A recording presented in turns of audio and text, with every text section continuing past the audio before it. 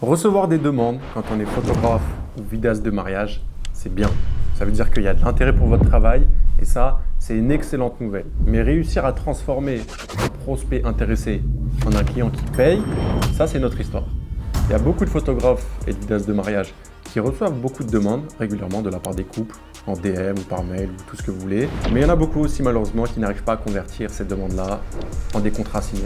Il peut y avoir plusieurs raisons, donc on va voir tout ça ensemble dans cette vidéo maintenant. Quand on est photographe ou vidéaste de mariage, on peut recevoir deux types de demandes. Il y a les demandes qui peuvent venir de la publicité, si on fait des ads Meta par exemple, si on fait le salon du mariage ou un autre canal d'acquisition de ce type. Et on a aussi les demandes qui peuvent venir de l'organique, naturellement si je puis dire. Par exemple, si demain vous faites un post avec vos photos ou vos vidéos de mariage, vous pouvez recevoir des DM de la part des couples qui vont se marier et qui cherchent un prestataire. On va parler de ces deux types de demandes, mais dans un premier temps, on va surtout se concentrer sur les demandes organiques, naturel entre guillemets. En général, quand il y a un couple qui se marie et qui est intéressé par le travail d'un photographe ou d'un vidéaste, ils vont envoyer un message du genre « Bonjour, je me marie le 25 juin 2027, on est intéressé par vos services, c'est quoi vos tarifs ?» Déjà, sachez une chose, si vous recevez un message de ce type, la pire chose à faire, c'est d'envoyer tout de suite vos tarifs. Parce que, en fait, si vous faites ça, c'est de l'auto-sabotage, tout simplement. Pourquoi je dis ça? Parce que ça n'a aucun sens de donner son tarif sans aucun contexte et sans expliquer précisément le contenu de votre offre. Et je dis ça aussi parce qu'en général, quand un couple vous envoie un message et qui vous demande vos tarifs, il y a de fortes chances pour qu'il ait demandé exactement la même chose à 5, 6, 7 ou même 8 autres prestataires photos ou vidéos. Donc c'est-à-dire que si vous répondez directement en envoyant votre brochure avec vos tarifs, en fait vous avez perdu. Parce que si vous faites ça, vous allez rentrer dans un jeu où le seul critère qui va compter, ça va être le prix. Et à ce jeu-là, vous allez forcément perdre parce qu'il y aura toujours quelqu'un de moins cher que vous. Donc votre boulot, quand vous recevez un message du type « Bonjour, c'est quoi vos tarifs ?», ça va être de déplacer la conversation du tarif vers le projet, vers le mariage même si je puis dire. Donc ça veut dire que vous pouvez répondre à un truc du genre « Bonjour, félicitations pour votre mariage, avez-vous déjà une idée du style que vous recherchez ?» En fait, il faut comprendre une chose, quand vous demandez à un prospect des informations à propos de son mariage, ce qui va se passer dans la plupart des cas, c'est qu'il va s'impliquer émotionnellement. Il va vous parler de son mariage, il va vous parler du nombre d'invités, il va vous parler de ce qu'il cherche en termes de photos, en termes de vidéos. Tu vois, souvent, le mariage, en fait, on est dans ce qui touche à l'émotion. Et le fait que vous posez des questions à votre prospect et que vous vous intéressez sincèrement à lui et sincèrement à son mariage, le prospect, il va vous voir comme quelqu'un qui s'intéresse à son histoire. Il ne va plus vous voir comme un chiffre ou comme un tarif, vous voyez. Au plus la personne, elle va vous donner des informations sur son mariage, au plus vous aurez de chances de transformer ce prospect en un client qui paye. Ça, il faut bien le comprendre. Dites-vous bien qu'on ne vend jamais une prestation photo ou vidéo à plus de 3 000 € par message directement. D'accord? Il va falloir toujours engager la conversation, qualifier le prospect et ensuite seulement proposer un appel. Donc, engager la conversation, c'est ce qu'on vient de voir. Poser des questions, demander le nombre d'invités, la date, le lieu, le style qu'ils veulent. Ok? Ça, vous avez compris. Ensuite, la deuxième chose, c'est la qualification du prospect. Parfois, il y en a, vous allez leur poser des questions à propos de leur mariage et ils ne vont pas vous répondre. Si vous ne répondez pas, ça veut dire qu'ils ne sont pas vraiment intéressés par votre travail. Donc eux, en fait, on ne va pas chercher à les appeler et ça ne sert à rien de forcer. Si vous demandez au prospect, oui, c'est quand la date du mariage, vous voulez quoi comme style? Si la personne a mis 4 semaines à vous répondre, relancez une ou deux fois, mais ça ne va pas nous intéresser. Par contre, quelqu'un, vous lui demandez des infos et il vous répond, là, on est sur un prospect qui est qualifié. Et donc, un prospect qui est qualifié, il va falloir lui proposer un appel. Et il faut bien comprendre que les messages, ils sont là pour préparer l'appel. C'est ça votre but. Quand vous recevez un message du type « Bonjour, c'est quoi les tarifs ?», votre but, ça ne va pas être de faire la vente directement par DM. La vente, elle va se faire par téléphone ou après par mail. Mais au tout début, votre premier objectif, ça va être de décrocher un appel avec le prospect. Juste petite précision sur l'appel, je sais qu'il y a beaucoup de gens qui sont timides et qui n'osent pas appeler les gens. Et ça a été le cas pour moi aussi pendant très longtemps. Voilà, de base, je suis assez introverti, peut-être que ça se voit pas, mais j'aime pas trop appeler les gens. Mais en fait, pour vivre de sa passion, il faut appeler les gens. Si vous avez un couple, c'est des prospects qualifiés, il faut les appeler, il faut aller au-delà de sa peur. Même si vous avez la flemme, même si vous n'avez pas envie, il faut s'intéresser sincèrement à son prospect. C'est comme ça que vous allez pouvoir récupérer des contrats et transformer des simples DM en des clients. Ensuite, le but de l'appel, ça va être quoi? Ça va être comprendre le mariage, vous positionner comme une évidence et ensuite seulement amener à la vente. Donc là, je vais vous montrer mon script d'appel de vente. Juste avant ça, sachez que je peux vous accompagner personnellement pour que vous puissiez développer votre activité de photographe ou de vidéaste de mariage. C'est-à-dire qu'on va mettre en place des stratégies pour vous de telle sorte à ce que vous puissiez soit monter en gamme et augmenter vos tarifs si vous êtes déjà lancé, ou soit pour que vous puissiez trouver vos tout premiers clients. Si vous partez de zéro, dans tous les cas, les deux sont possibles. Donc je vous laisse cliquer sur le premier lien dans la description si ça vous intéresse. Une fois que vous avez décroché un appel avec un prospect qui vous a envoyé des messages sur Insta et qui était qualifié, il va falloir faire plusieurs choses. Donc première chose, salutations. C'est la base de tout en vrai, mais bon.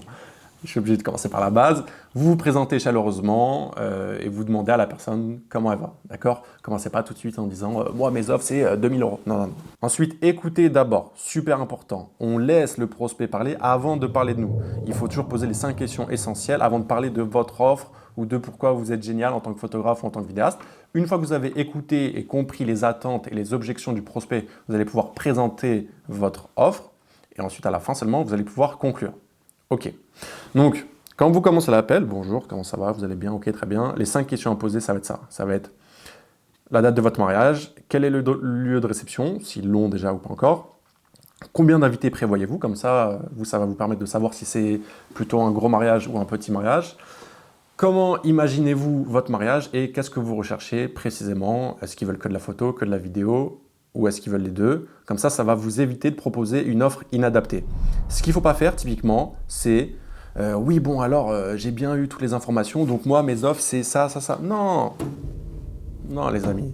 Même si vous avez déjà posé quelques questions par DM et que vous avez déjà quelques éléments de réponse, reposez ces questions-là. Parce qu'encore une fois, le fait de reposer ces questions-là, ça prouve que vous vous intéressez vraiment à votre prospect. Vous reconfirmez les informations et par téléphone, peut-être que la personne elle va vous donner plus d'informations que ce qu'elle vous a dit par message. Vous voyez ce que je veux dire? Et en fait, plus vous allez avoir d'informations, plus vous pourrez proposer une offre adaptée. Et il va vraiment falloir être chaleureux par téléphone et encore une fois, montrer que vous êtes sincèrement enthousiaste à l'idée d'immortaliser ce mariage-là. Le fait de créer ce lien-là avec la personne, elle va, entre guillemets, s'attacher à vous. Elle va plus vous voir comme au tout début, bonjour, c'est quoi vos tarifs? Si vous aviez envoyé le chiffre, c'est 2000 €. Là, la personne, elle vous voit juste comme un tarif à 2000 €. Alors que là, vous posez toutes les questions, vous l'appelez, vous le répondez par message. Vous voyez, il y a quand même pas mal d'étapes. Donc, faites l'appel proprement en posant les questions et en vous intéressant à votre interlocuteur. Ensuite, ce qu'il va falloir faire à la fin de l'appel, c'est de toujours conclure l'appel par une action concrète. D'accord? Qu'est-ce que c'est conclure par une action concrète? Ça va être envoyer le devis personnalisé. Parce que si vous avez eu la personne au téléphone, vous savez exactement à peu près comment va se passer son mariage, etc. Si vous n'envoyez pas de devis ou si ça ne finit pas par une action concrète, pourquoi la personne reviendrait vers vous? Aujourd'hui, les gens, ils sont bombardés d'informations. Ils sont sur TikTok, ils sont sur Instagram, ils sont sur YouTube. Ils ont des informations, ils ont de la publicité de partout. Donc, terminez par une action concrète et relancez. Si vous ne relancez pas, vous sabotez vos chances de transformer ce prospect en client en fait. Il faut faire toujours au minimum 3 relances suite à l'appel. Une première relance à J+7 de l'appel, une deuxième relance à J+15 et une troisième relance à J+20 ou J+25. Ça dépend de chacun. La relance, à chaque fois, ça va être un mail. Donc là, le mail, vous écrivez quelque chose de personnalisé, d'accord? Vous ne faites pas un truc chat GPT, vous faites copier-coller. Vous montrez que vous êtes enthousiaste et chaleureux à l'idée d'immortaliser le mariage de votre prospect. Et vous lui envoyez un mail, voilà, de ce type-là. Bonjour, merci pour notre échange de tout à l'heure. C'était un plaisir d'en apprendre plus sur votre projet. Voilà le devis. Et une fois que vous avez envoyé ce premier mail suite à l'appel immédiatement, vous attendez si le prospect revient vers vous ou pas. Dans la plupart des cas, ils ne vont pas revenir vers vous, d'accord? Sauf s'ils ont eu un coup de cœur, mais il va falloir relancer. Et une fois que vous avez fait les 3 relances à J+7, J+15 et J+20, vous avez fait votre travail, les amis. Ok? Si le prospect ne revient pas, vous aurez fait tout ce qui est en votre capacité. Vous aurez répondu par DM, vous serez intéressé sincèrement à la personne en face de vous, vous aurez appelé la personne et vous l'aurez relancé 3 fois. Au bout d'un moment, on ne va pas non plus abuser du bail, vous voyez ce que je veux dire? Donc ça, c'est bon. Mais par contre, si suite à l'appel, vous attendez que ça tombe du ciel, vous restez comme ça, non là, vous n'avez pas fait votre travail. Ou alors vous avez fait votre travail qu'à moitié. Donc voilà, très important. Juste petite parenthèse qui n'en est pas vraiment une parce que c'est très important concernant le contenu de votre devis. Donc, vous vous souvenez, on a bien dit, dès la fin de l'appel, on envoie le devis tout de suite, immédiatement. Faites des vrais devis. Il y a plein de gens, je vois, ils envoient des devis qui ne valent rien. Quand je dis un devis qui ne vaut rien, c'est un devis qui ne contient pas toutes les informations légales pour que ce soit un vrai devis qui va protéger à la fois votre prospect et qui va vous protéger vous. Donc là, je vous le mets ici, un devis professionnel doit toujours comporter l'identification complète du prestataire, donc en l'occurrence vous, nom, prénom, SIRET, identification du client, date d'émission et durée de validité du devis, numéro de devis unique, description détaillée de la prestation, prix unitaire hors taxes et TTC, taux TVA applicable, conditions de paiement, délai de livraison ou d'exécution, modalité d'acceptation du devis. Tout ça, les amis, c'est obligatoire. S'il manque un truc là, votre devis ne vaut rien, d'accord? Donc, envoyez des vrais devis. Il y en a, parfois, vous envoyez des devis, genre, il n'y a pas toutes ces informations-là, là. Ouais, là, typiquement, les informations du client, son nom, son prénom, son adresse complète, le code postal, la ville, le pays, tout ça, c'est obligatoire. Le numéro de téléphone et l'adresse mail, c'est pas obligatoire, mais tout ça, c'est obligatoire. Ça veut dire que si demain, il y a un problème avec un client, il y a un litige, si votre devis, il n'y a pas toutes ces informations-là, ou il n'y a pas toutes ces informations-là, votre devis, en fait, il va servir à rien, il va protéger personne. Donc, quand vous avez fini un appel avec un prospect, envoyez-lui un vrai devis. Le fait d'envoyer un vrai devis, ça va vous rendre plus crédible. Vous voyez, si vous envoyez un devis, il y a juste écrit prestation photo, il n'y a pas toutes les informations. Le prospect, il ne va pas vous prendre au sérieux. Il va vous dire, mais c'est quoi ce devis bidon? Alors que si vous mettez tout avec le nom de l'entreprise, votre SIRET et tout, ça inspire plus confiance. J'allais dire c'est du détail. Je ne sais pas si c'est vraiment du détail, mais voilà, prenez le temps de faire des vrais devis. Hein. Mettez votre logo et après sur la mise en page, on peut toujours faire différemment, mais prenez le temps de faire des vrais devis. Numéro de devis, ça, il y en a beaucoup, ils ne le mettent pas. Date d'émission, ils ne le mettent pas. En général, un devis, on le met valable un mois, mais prenez le temps de tout mentionner sur le devis, puisque ça va vous protéger vous et ça va protéger votre prospect. Et quand j'ai dit aussi tout à l'heure, description détaillée de la prestation, oui, vous mettez bien le nombre d'heures que vous allez être présent. Donc si c'est 8h, 10h, 12h ou jusqu'à minuit, 1h du matin, comme vous voulez. Vous mettez combien de photos retouchées vous allez envoyer, le film du mariage, enfin tout ça, vous adaptez vraiment selon votre situation. D'accord? C'est important. Et ensuite, à la fin, vous mettez le prix. C'est important aussi d'écrire les conditions de paiement parce que pour transformer un prospect en un client qui paye, il faut qu'il puisse avoir toutes les informations de paiement sur le devis. Vous voyez, donc typiquement là, j'ai mis par exemple, vous pouvez mettre 30% d'acompte en mettant le montant exact ici pour valider le devis et confirmer la réservation. Et ensuite, vous pouvez proposer peut-être un deuxième acompte à une date précise et le solde à régler au plus tard le jour J. Ça, encore une fois, là pour le coup, il n'y a pas de règle absolue. Vous faites comme vous voulez tant que vous êtes payé. Pareil, ça, c'est pas obligé de mettre les modes de paiement acceptés, mais c'est toujours mieux. Vous précisez les délais de livraison, comme ça tout est fixé à l'avance, le prospect sait exactement ce qu'il va recevoir et quand il va le recevoir. Et ensuite à la fin, vous mettez tout ça, signature avec la date, le lieu, la signature du client. Et bien sûr, vous mettez vos coordonnées bancaires. Ça, c'est important de mettre vos coordonnées bancaires. Admettons, demain, il y a un prospect, ça y est, il est convaincu, il veut que ce soit vous le photographe ou le vidéaste pour son mariage. Il veut vous envoyer l'acompte pour valider la réservation, mais il n'a pas votre RIB. Il vous envoie un message. Mais vous voyez, en fait, quand on est dans les moments clés comme ça, où le client va passer au paiement et vous réserver, il faut qu'il y ait le moins de friction possible. Il faut qu'il puisse avoir accès à toutes les informations facilement et rapidement. Donc c'est pour ça que c'est important de faire des vrais devis aux normes, parce que ça peut vous permettre d'avoir plus de clients, tout simplement. Donc mettez votre RIB et vos coordonnées bancaires ici, en fin de devis.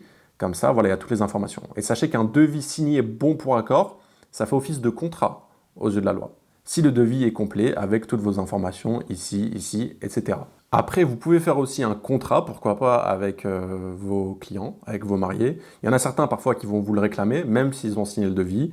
Après ça, c'est vraiment en fonction de chacun. Là, je vous ai mis un contrat exemple, mais ce qui va être important sur le contrat, c'est comme le devis, vous mettez toutes vos informations, votre SIRET. Bien sûr, vous êtes déclaré, hein. On a fait une vidéo sur cette chaîne où je vous explique à quel point c'est important d'être déclaré quand on est photographe ou vidéaste de mariage. On ne travaille pas au black ici. Vous mettez là sur le contrat, les trucs de base, ça va être la description de la prestation, donc la date, le lieu du mariage, la formule qu'ils vous ont pris, les livrables, vos tarifs, les obligations du prestataire.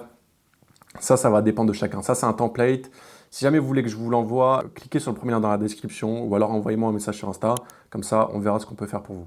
Dans tous les cas, voilà, je pense que vous avez compris ce qui est important quand vous avez fini un appel avec un prospect, c'est tout de suite d'envoyer le devis et un vrai devis. Et une deuxième chose aussi, il faut mettre de l'urgence. Je vous ai parlé tout à l'heure que les clients sont bombardés d'informations. Si vous ne mettez pas d'urgence, pourquoi le client va vous réserver encore une fois? Un truc tout bête, vous dites, ok, là on a échangé ensemble, la date de votre mariage c'est le 25 juin 2027, je peux bloquer la date de votre mariage temporairement pendant 10 ou 15 jours, le temps de votre réflexion. D'accord? Comme ça, moi, je ne vais pas accepter d'autres dates pendant ce temps-là. Le fait de bloquer la date temporairement, ça met une sorte de deadline à votre prospect. C'est comme s'il a 15 jours pour se décider. S'il ne se décide pas au bout de ces 15 jours, vous allez débloquer la date et du coup, vous allez potentiellement accepter une autre date et ce sera mort pour votre prospect. Ça, il faut lui dire. Si vous ne mettez pas d'urgence, vous lui dites « Ok, je vous laisse réfléchir, revenez vers moi quand vous voulez », vous croyez qu'il va revenir vers vous. Sachez que dans la vente, un prospect qui vous dit « Je réfléchis, je reviens vers vous », ou alors je dois en parler avec mon conjoint et je reviens vers vous. Dans 95% des cas, la vente, elle est foutue. Et le prospect ne reviendra jamais vers vous. Il y a peut-être 5% qui vont vraiment revenir vers vous et vous prendre, ou alors ils vont revenir vers vous et vous dire non, mais 95% des cas, on ne va jamais revenir vers vous. Donc, mettez d'urgence, envoyez un devis suite à l'appel et relancez AJ+7, AJ+15, AJ+20. Là, je vous ai parlé d'un cas de figure où l'appel a eu lieu. Mais parfois, vous allez échanger avec des prospects, vous allez les appeler, mais ils ne vont pas répondre. Et là, ça ne va pas être des demandes en général en organique, ça va être par exemple de la publicité. Si vous faites de la publicité sur Meta ou si vous faites le salon du mariage, vous allez récupérer des coordonnées des prospects, vous allez avoir des numéros de téléphone, des adresses mail. Si vous appelez quelqu'un et qu'il ne vous répond pas, il ne faut pas attendre que là, comme ça, que ça tombe du ciel. Non. Vous envoyez un message à la personne, vous vous présentez chaleureusement, vous dites bonjour, je m'appelle un tel, je suis photographe ou vidéaste de mariage, j'ai essayé de vous joindre suite à l'organisation de votre mariage, pouvez-vous me rappeler? Le fait d'envoyer ce message-là, là, vous avez fait votre boulot. Si la personne derrière ne revient pas vers vous et qu'en plus elle n'a pas répondu, c'est qu'elle n'est pas intéressée de toute façon. Donc ça ne sert à rien de la relancer. Mais si vous n'envoyez pas le message, vous n'avez pas fait votre boulot. Donc, envoyez le message même si vous appelez et que la personne ne répond pas. Dans tous les cas, voilà, il faut bien comprendre, quand vous faites un appel avec un prospect, les règles d'or, ça va toujours être d'écouter avant de parler. Ne jamais commencer un appel par un monologue sur vos offres. Ça, c'est l'une des pires choses à faire. Posez les 5 questions sans exception, donc date du mariage, lieu, nombre d'invités, style souhaité, etc. Toujours terminer l'appel par un acte concret, envoyer le devis dans la foulée et mettre son CRM à jour après chaque appel pour suivre l'état de chaque prospect. Sur la question du CRM, on va en faire une vidéo sur cette chaîne parce que c'est un sujet qui est trop important pour que je l'aborde là comme ça en 2 minutes. Et ce qu'il ne faut pas faire, ça va être de parler de photos ou de vidéos sans jamais savoir ce que le prospect recherche vraiment. Comprenez bien aussi que votre rôle, ça ne va pas être de convaincre tout le monde et de convaincre toutes les demandes que vous recevez. Si vous arrivez déjà à convertir 10% des demandes que vous recevez, c'est déjà un très bon ratio, les amis. Je connais personne qui convertit 50% des demandes qu'il reçoit. Je ne sais pas si ça existe. 10%, c'est déjà très bien. Après, il va falloir générer des leads. Pour ça, il faut utiliser les canaux d'acquisition qui marchent. Mais dans tous les cas, faites votre travail sérieusement et les clients intéressés reviendront vers vous naturellement. Quand je dis faites votre travail sérieusement, c'est tout ce qu'on vient de voir ensemble dans cette vidéo. Donc voilà pour cette vidéo, les amis. J'espère que ça vous aura servi et que vous aurez appris quelque chose. Pour que je vous accompagne personnellement à développer votre activité de photographe ou de vidéaste de mariage, c'est possible. On propose un accompagnement complet où vraiment on va vous accompagner pendant plusieurs mois jusqu'à temps que vous obtenez des résultats. Donc je vous laisse cliquer sur le premier lien dans la description pour réserver un appel. Et moi je vous dis à très vite pour une nouvelle vidéo.